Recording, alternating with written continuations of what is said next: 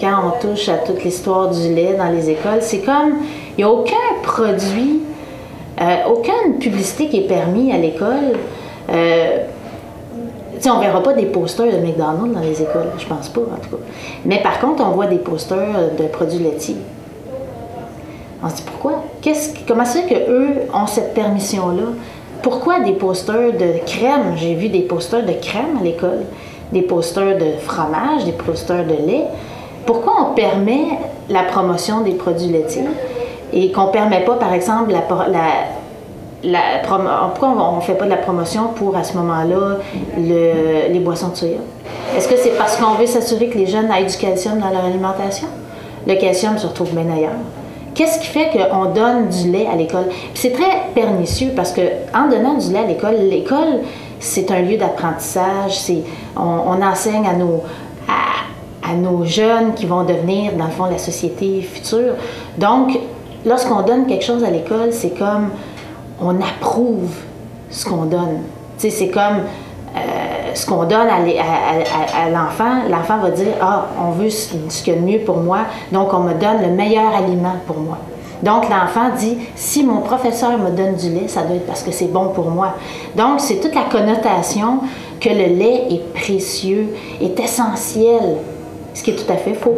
Les vaches sont élevées dans des conditions atroces, sont nourries pas nécessairement avec ce qu'on devrait, avec ce que la nature est supposée de fournir à la vache. Donc c'est parce qu'aujourd'hui on produit des aliments pour que le coût soit le moins possible.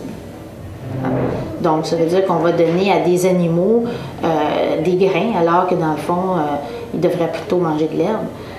Ça entraîne toutes sortes de problèmes de santé chez l'animal et éventuellement chez l'humain.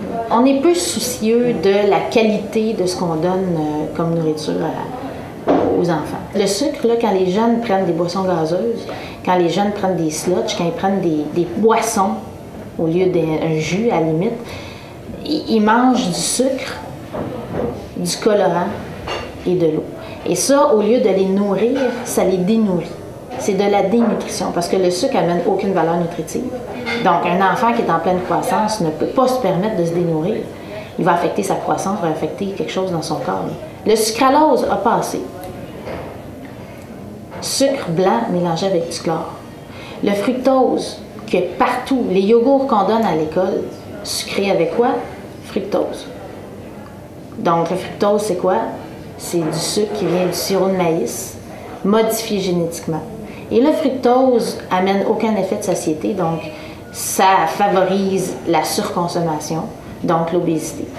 Donc tout ça, là, essayer de trouver un produit sur le marché qui n'a pas de sucre blanc, de fructose ou de sucralose, c'est quasiment impossible. Essayer de trouver une barre tendre qui n'a pas aucun de ces trois sucres-là, bonne chance.